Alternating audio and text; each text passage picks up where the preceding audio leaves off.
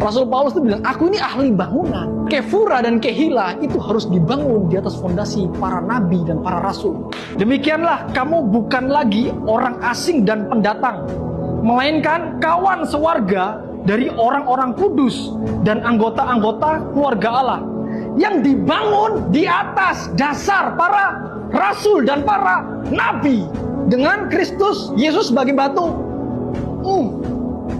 Udah apostolik, profetik, batunya Yeshua. Pelayanan profetik dan apostolik itu harus ada di tengah-tengah jemaat. Kalau nggak ada, fondasimu salah. Paulus tahu ini fondasi itu harus dibangun di atas para nabi dan para rasul, bukan yang lain. Sure-nya siapa?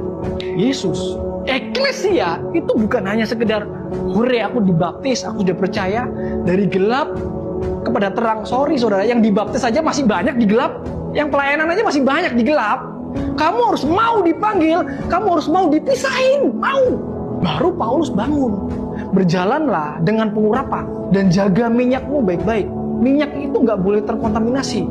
Misalnya ini kunci kerajaan. Ini Simon Kefas sudah berubah, bukan Simon bin Yunus lagi. Kepadamu kuberikan kunci kerajaan sorga. Apa yang kau ikat di dunia ini akan terikat di sorga. Apa yang kau lepas di dunia ini akan terlepas di sorga. Ini kuncinya. Jangan beritahukan siapa-siapa ya kalau saya Mesias. Artinya apa saudara? Artinya di luar komunitas ini tidak dapat kunci. Yesus melarang murid-muridnya. Apakah dia egois? Enggak.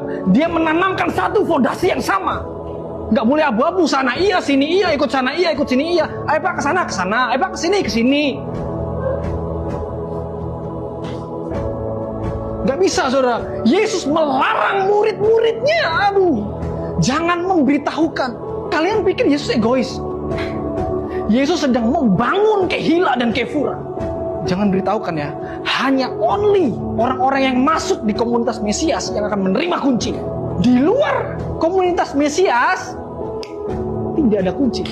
Karena kunci itu munculnya dari pewahyuan. Makanya dia Simon bin Yunus jadi Simon Kefa. Baru kuncinya dapat nih. Selama hidupmu masih Simon bin Yunus, gak bisa. When you worship, kamu gak worship. Ketika kamu dengar firman, kamu gak dengar.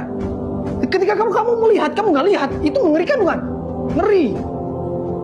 Kita datang ibadah, tapi kita gak dapat kebaikan Tuhan untuk semua orang. Tapi perjanjian Tuhan tidak buat semua orang. Perjanjian Tuhan tuh gini, hanya kamu dan aku berjalan bersama-sama.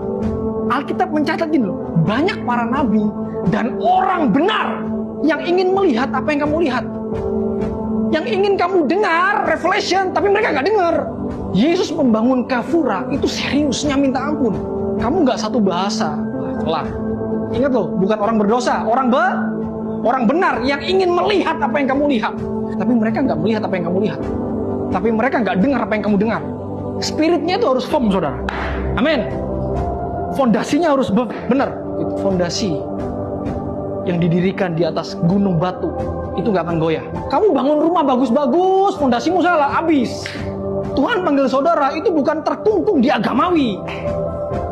Tapi saudara dipanggil Tuhan untuk menggenapi agenda Tuhan yang ilahi. Rumah Tuhan, suatu imamat yang kudus.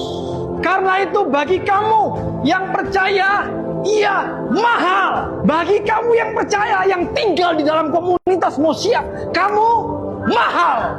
Kamu yang percaya, kamu yang abide, kamu yang tinggal, kamu mahal. Ketika kamu gak melakukan dosa fisik, mencelakai orang atau berzina atau dan lain-lain lah, tapi kamu meninggalkan kasihmu yang semula, levelnya beda loh. Kamu sudah jatuh terlalu dalam. Aku tahu segala baik kasihmu maupun imanmu, baik pelayananmu maupun ketekunanmu. Aku tahu bahwa pekerjaanmu yang terakhir lebih banyak daripada yang pertama. Kamu makin rajin, makin jatuh bisa-bisa. Makin banyak kegiatan, makin sibuk, jatuh kamu bisa-bisa. Bukan jatuh fisik loh, kasihmu jatuh. Kamu meninggalkan kasih yang semula. Kamu sibuk sana sini ngurusin, wah sibuk. Kamu gak ada hubungan pribadi dengan Tuhan. Kamu melayani, sibuk melayani. Be careful. Ingatlah betapa dalamnya kamu jatuh. Emang yang jatuh orang yang berzina doang. Ini levelnya lebih tinggi nih saudara. Kamu gak ada kasih mula-mula, kamu gak ada passion. Kamu jatuh terlalu dalam.